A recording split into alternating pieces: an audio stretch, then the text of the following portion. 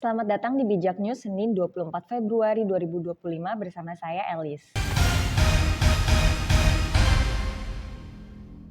Informasi pertama, dosen STT Makassar John C. Simon menilai kepala daerah yang tidak menghadiri retret di Akmil sebagai pihak yang tak paham konstitusi. Demokrasi merupakan sistem pemerintahan yang penuh dengan kontestasi politik, tetapi kepala daerah tetap memiliki kewajiban utama setia kepada bangsa dan negara, bukan hanya kepada partai politik yang mengusung, ujarnya pada Senin 24 Februari. Ia mengkritik kepala daerah dari PDIP yang tidak memenuhi undangan pemerintah pusat, menganggap tindakan tersebut sebagai bentuk ketidakpahaman terhadap konstitusi, bahkan bisa dikategorikan sebagai pelanggaran konstitusional. John juga menekankan bahwa kepala daerah memiliki garis komando langsung dengan presiden sebagai kepala pemerintahan, berbeda dengan anggota DPR yang loyalitasnya terikat pada partai politik. Pentingnya menjaga hubungan baik dengan pemerintah pusat demi kelancaran pembangunan daerah karena sikap egoisme kepartaian dapat merusak sistem demokrasi, ujarnya. Menyinggung pasal 376 ayat 3 Undang-Undang Nomor 23 Tahun 2014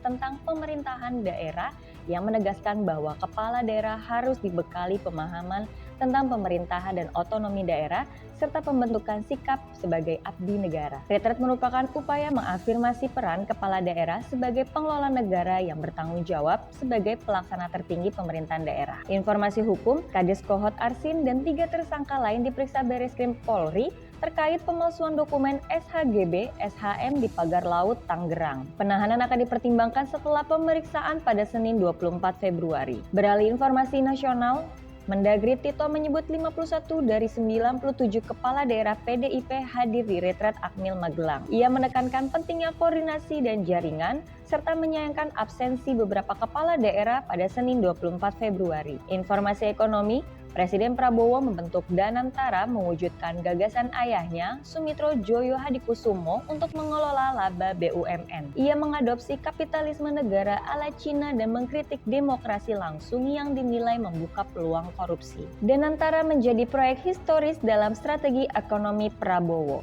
Informasi luar negeri, PM Israel Netanyahu menunda pembebasan tahanan Palestina karena Hamas dianggap melakukan upacara memalukan saat menyerahkan sandera. Hamas mengecam keputusan ini sebagai upaya menghambat gencatan senjata. Sampai bertemu di informasi bijak berikutnya.